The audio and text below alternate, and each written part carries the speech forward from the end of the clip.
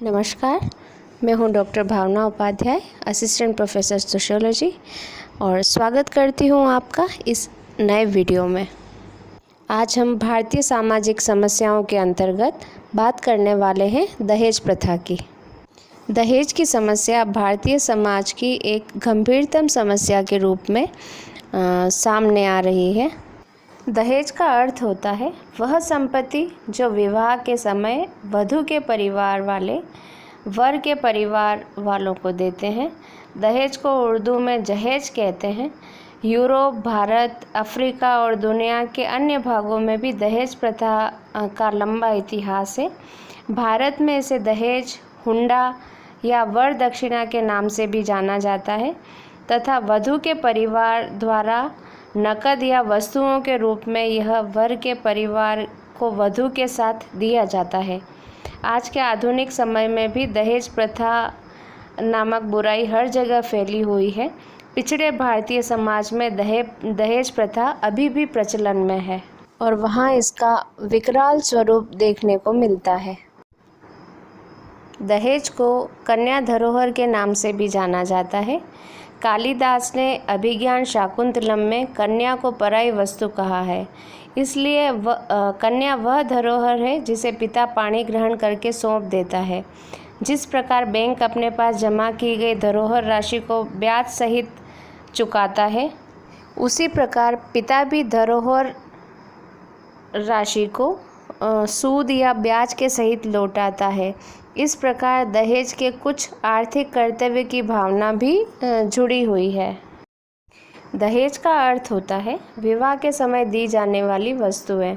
हमारे समाज में विवाह के साथ लड़की को माता पिता का घर छोड़कर पति के घर जाना होता है। इस अवसर पर अपना स्नेह प्रदर्शित करने के लिए लड़की की तरफ के लोग लड़की, लड़के और लड़के के संबंधियों को अपनी योग्यता के अनुसार भेंट देते हैं।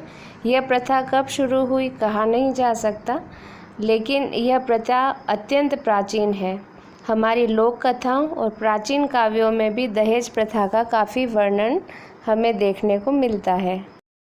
प्राचीन समय से जो ये प्रथा चली आ रही है, इसका एक अच्छा रूप था जिसमें कि पिता के संपन्न घर से पति के घर में प्रवेश करते ही पुत्री के लिए पिता का घर पराया हो जाता था। उसका पिता के घर से अधिकार समाप्त हो जाता था। इसलिए पिता अपनी संपन्नता का कुछ भाग दहेज के रूप में विदाई के समय कन्या को देता था। दहेज में एक सात्विक भावना और भी जुड़ी हुई थी कि कन्या अपने घर में श्री समृद्धि की सूचक बने। इसलिए उसका खाली हाथ पति के घर में प्रवेश अच्छा नहीं समझा जाता। इसलिए वह अपने साथ आभूषण, बर्तन और कुछ अन्य पदार्थ लेकर जाती थी।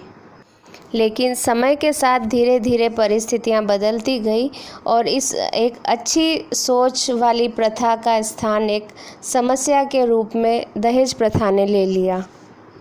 दहेज को परिभाषित करते हुए फेयरचाइल्ड ने कहा है अपनी पुस्तक डिक्शनरी ऑफ सोशियोलॉजी में, वे कहते हैं, दहेज वह धन या संपत्ति है जो विवाह के अवसर पर लड़की के माता पिता या निकट के संबंधियों द्वारा दी जाती है। मैक्स रेडिन कहते हैं, साधारणतः दहेज वह संपत्ति है जो एक पुरुष विवाह के समय अपनी पत्नी या उसके परिवार से प्राप्त करता है। दहेज निरोधक अधिनियम के अनुसार दहेज का अर्थ कोई ऐसी संपत्ति या मूल्यवान निधि है जिसे विवाह करने वाले दोनों पक्षों में से एक पक्ष को या विवाह में भाग लेने वाले दोनों पक्षों में से किसी एक पक्ष के माता पिता या अन्य किसी व्यक्ति ने किसी दूसरे पक्ष या उसके किसी व्यक्ति को विवाह के समय, विवाह के पहले या विवाह के पश्चात विवाह की आवश्यक शर्त के रूप में दी हो या देना स्वीकार किया। चार्ल्स विनिक अपनी पुस्तक डिक्शनरी ऑफ एंथ्रोपोलॉजी में दहेज का अर्थ स्पष्ट करते हुए कहते हैं, वे बहुमूल्य वस्तुएं जो किसी भी पक्ष के संबंधी विवाह के लिए प्रदान करें दहेज कहलाता है। इस प्रकार दहेज वह मूल्य है जो वर या वधू दोनों में से किसी भी पक्ष के द्वारा लिया या दिया जाता है। साथ ही इसे विवाह की एक आवश्यक शर्त के रूप में समझा जाता है। सामान्य रूप से मध्यम और उच्च वर्ग में दहेज कन्या पक्ष द्वारा वर पक्ष को दिया जाता है, किंतु हिंदू समाज के निम्न वर्ग में कुछ जातियां ऐसी हैं जिनमें दहेज वर पक्ष द्वारा कन्या पक्ष को भी दिया जाता है। दहेज की समस्या समाज में अभी तक व्याप्त है। उसके एक नहीं कई कारण समाज में मौजूद हैं, जैसे कुलीन विवाह। हिंदू समाज में प्रत्येक व्यक्ति अपनी बेटी का विवाह अपने से उच्च कुल में करना चाहता है। कुलीन परिवारों की संख्या कम और उनके लड़कों की मांग अधिक होने से वर पक्ष की ओर से अधिक दहेज की मांग की जाती है। कन्या पक्ष योग्य वर प्राप्त करने के लिए अधिक दहेज देने के लिए भी तैयार हो जाता है। हिंदू समाज में विवाह संस्कार को एक अनिवार्य धार्मिक संस्कार माना जाता है। कन्यादान के बाद ही गृहस्थ को ऋण मुक्ति मिलती है। विवाह की इसी मान्यता ने वर पक्ष को अधिक से अधिक दहेज की मांग के लिए प्रोत्साहित किया है। कभी कभी माँ बाप अपनी शारीरिक रूप से अक्षम बेटी के लिए भी अधिक दहेज देकर वर प्राप्त करने का प्रयास करते हैं। इसी प्रवृत्ति से अन्य लोगों को भी प्रोत्साहन मिलता है। महंगी शिक्षा प्रणाली भी दहेज प्रथा का एक कारण कही जा सकती है, क्योंकि व्यक्तिगत प्रतिष्ठा के कारण व्यक्ति अपने पुत्र को ऋण लेकर भी ऊंची शिक्षा प्राप्त कराता है। बाद में उस लड़के की सामाजिक और आर्थिक स्थिति ऊंची हो जाती है और विवाह के क्षेत्र में उनकी मांग भी उतनी ही बढ़ जाने के कारण दहेज की मांग भी ज़्यादा हो जाती है। वर्तमान समय में स्वयं को श्रेष्ठ दिखाने की प्रवृत्ति बहुत ज़्यादा चलन में है। संबंधियों व रिश्तेदारों की दृष्टि में अपनी सामाजिक प्रतिष्ठा को ऊंचा बनाए रखने की इच्छा भी लोगों को दहेज लेने के लिए प्रोत्साहित करती है।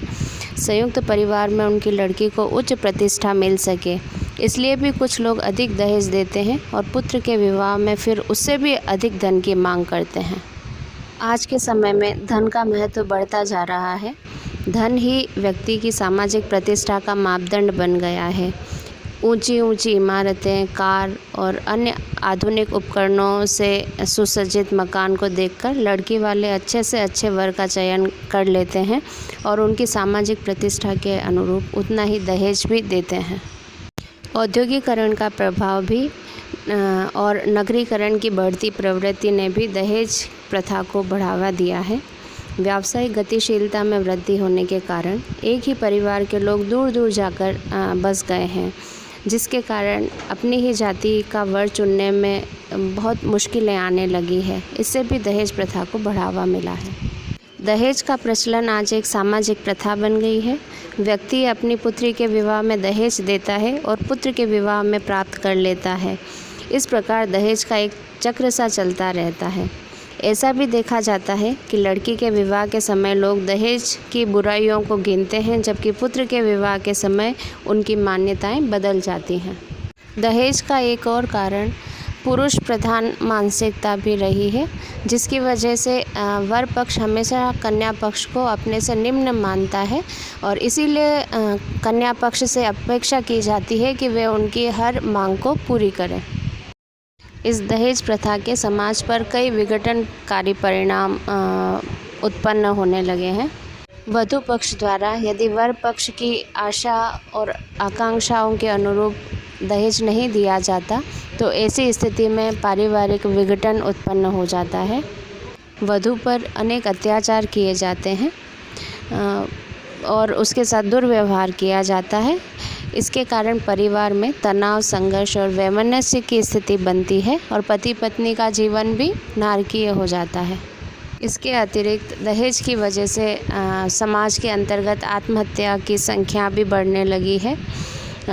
वधू के पक्ष वालों परिवार में ऋणग्रस्तता की समस्या भी बढ़ने लगी है, क्योंकि कन्या की शादी कराने के लिए उन्हें अगर हैसियत नहीं होने के बावजूद उन्हें कहीं से भी कर्ज या ऋण लेकर अपनी पुत्री का विवाह संपन्न कराना होता है। बेमेल विवाह की समस्या बढ़ने लगी है, क्योंकि जो माता पिता दहेज की व्यवस्था नहीं कर पाते, ऐसी स्थिति में कन्यादान के संस्कार को पूरा करने के लिए वे अपनी पुत्री का बेमेल विवाह कराने में भी संकोच नहीं करते। इसकी वजह से समाज में स्त्रियों की स्थिति भी निम्न होने लगी है। स्त्री जन्म पर माता पिता खुशी मनाने की बजाय चिंताग्रस्त हो जाते हैं कि यह बड़ी होगी तो इसका विवाह करने के लिए हमें अभी से धन संचय करना पड़ेगा। दहेज प्रथा के परिणाम स्वरूप अविवाहित रहने की प्रवृत्ति भी बढ़ने लगी है, क्योंकि स्त्रियां यह सोचने लगी हैं कि वह उनकी वजह से परिवार पर किसी तरह का संकट न आए, कोई समस्या उत्पन्न नहीं हो।